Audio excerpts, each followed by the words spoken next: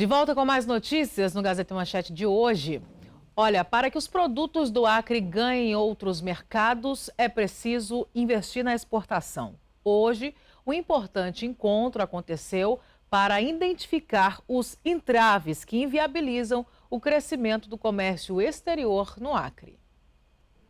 Com o objetivo de incentivar a cultura exportadora do Acre, foram discutidas diversas ações, entre elas relacionamento e promoção de negócios, inteligência comercial, assessoramento, capacitação e desburocratização do comércio exterior.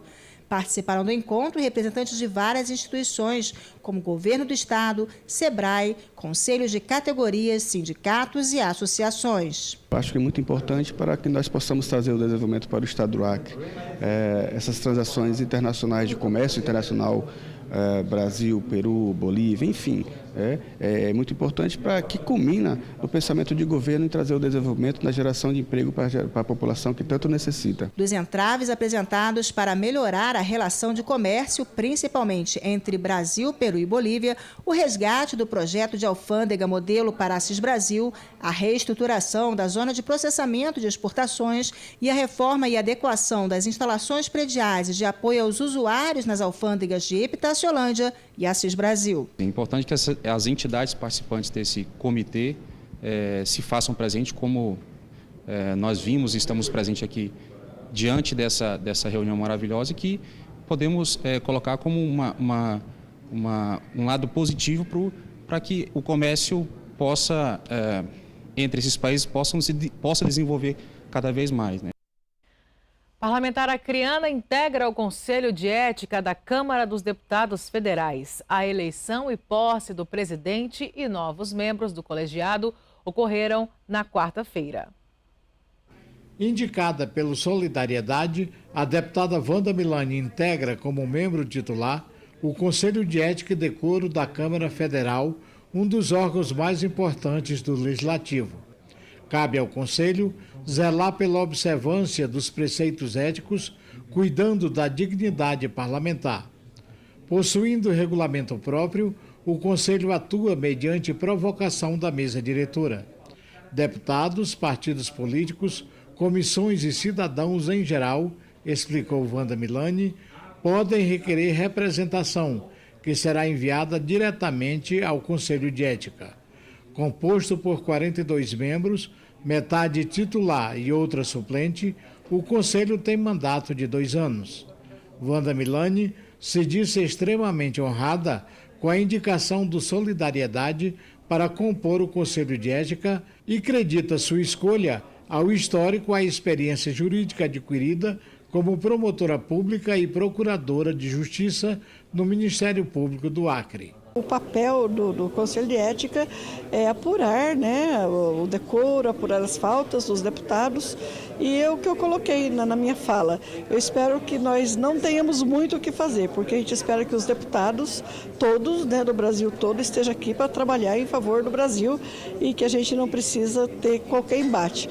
Na tarde de ontem, os membros se reuniram para eleger a nova presidência. Com candidatura única, foi eleito presidente o deputado Juscelino Filho. Julgar colegas, ter que julgar colegas de qualquer profissão não é fácil. Não seria diferente aqui no parlamento, onde a missão desse conselho é de julgar colegas parlamentares que por algum motivo virem a ser representados aqui nessa casa. Então assumimos hoje aqui a presidência do Conselho de Ética e Decoro Parlamentar da Câmara como um desafio, né? Como que iremos encarar com muita responsabilidade, com muita ética, com muita coerência e, acima de tudo, dando a oportunidade do contraditório, colocando a presunção de inocência que está escrita na nossa Constituição Federal também como um fator importante, e iremos contar com a ajuda de todos os membros que aqui ocupam esse conselho, né? Uma audiência pública foi realizada nesta quinta-feira na Assembleia Legislativa para debater a reforma da Previdência. A reforma da Previdência é um assunto debatido em todo o país. No Acre não é diferente. Uma audiência pública foi realizada nesta quinta-feira na Assembleia Legislativa do Estado, a pedido do deputado Daniel Zen. Sindicatos e centrais sindicais participaram da sessão para tratar da reforma proposta pelo governo federal. O entendimento das centrais sindicais, dos sindicatos e de boa parte da Assembleia, porque aqui hoje nós temos deputados tanto de situação como de oposição, que são contrários à reforma da Previdência. A gente tem realmente esse entendimento de que, independente de quem votou ou não no presidente, quem votou ou não no governador Gladys, a gente tem o entendimento de que todos os pontos da reforma da Previdência são prejudiciais ao trabalhador. Essa audiência faz parte do calendário unificado de lutas, com uma extensa programação no mês de maio contra a reforma da Previdência. No próximo dia 15 ocorre uma paralisação geral dos sindicatos em todo o Brasil. Queremos fazer um dia de grande mobilização e chamar você, trabalhador, abra do olho. Esta reforma não beneficia trabalhador, beneficia os bancos, beneficia a política neoliberal e nós precisamos ficar atentos e ouvir as representações, ouvir os outros segmentos, porque senão você vai ficar sem a sua aposentadoria e nunca que vai ter uma aposentadoria integral. Os sindicalistas acreditam que, se for aprovada, a nova Previdência vai prejudicar a classe trabalhadora mais pobre. Precisamos saber qual é o posicionamento desses deputados estaduais. Por mais que eles não votem lá em Brasília, mas eles têm os partidos que vão votar, então eles teriam que cobrar, que foi a sugestão que deixamos aqui, teriam que cobrar que o partido deles, lá em Brasília, possa votar contrário a esse absurdo que é essa reforma da Previdência. Dessa audiência na ALEAC, os deputados vão levar as reivindicações até a bancada federal do Acre. A mesa vai produzir um relatório a respeito disso e a gente vai encaminhar para a bancada federal, para o ministro da Economia, para todas as autoridades cabidas. A gente sabe que é algo muito difícil de barrar a aprovação dessa reforma, mas o governo federal tem que entender que o povo que será prejudicado por ela, que são os trabalhadores que ganham de 1 até 5 salários mínimos.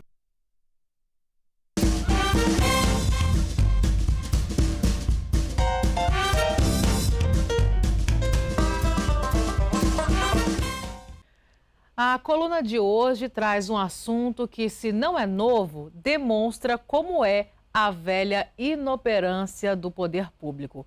Voltamos a ter conflito de terra aqui no Acre. Itaã, boa noite. Boa noite, Crisna. Boa noite a todos do Gazeta e Manchete. Pois é, Crisna. E quem faz a denúncia é Júlio Barbosa, o secretário executivo da Associação dos Moradores e Produtores da Reserva Extrativista Chico Mendes, a Amoprex. Durante o programa Gazeta Entrevista de hoje, ele confirmou que 450 famílias, veja bem, Crisna, 450 famílias, foi o que ele falou, estão sendo ameaçadas de serem expulsas da Resex. O motivo já é velho conhecido nosso, a falta de clareza dos limites das terras. É um problema que já vem se arrastando há muitos anos, governo após governo, e isso não se resolve. O secretário executivo da Amoprex afirma que já houve casos de ameaças de morte ali na região de Chapuri. Em uma reunião realizada no início do mês em Chapuri, o clima de tensão foi compartilhado e as perspectivas não são boas, viu? Por que, Itaã, o governo federal não está sensível ao problema? Olha, Crisna, os trabalhadores extrativistas estão com um sentimento de que o governo federal não é sensível ao problema, de que o problema não está na agenda do atual governo. Mas isso já é de conhecimento do Ministério Público Federal e vai ser levado ao ministro do Meio Ambiente, Ricardo de Aquino Salles, que vem ao Acre no fim desse mês em uma agenda proposta pelo senador Márcio Bittar e deve ir à Resex Chico Mendes.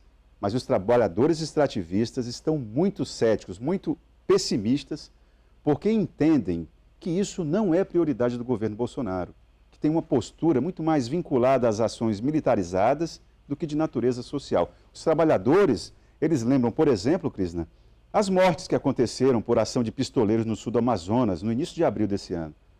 Com a ausência de políticas sociais e de apoio ao extrativismo, a tensão na floresta, pensam os trabalhadores, tende a aumentar. Inclusive nisso, Crisna, nós estamos andando para trás. Obrigada, Itaã. Até amanhã. Gente, nós vamos para o intervalo comercial, já já nós voltamos e você vai ver os seguintes destaques no Gazeta e Manchete de hoje ainda. Olha só, o Acre continua com baixa procura da vacina contra a gripe. E ainda, especial maternidade do cárcere. Você vai ver histórias de mães que foram separadas dos filhos. Já já no próximo bloco. Não sai daí.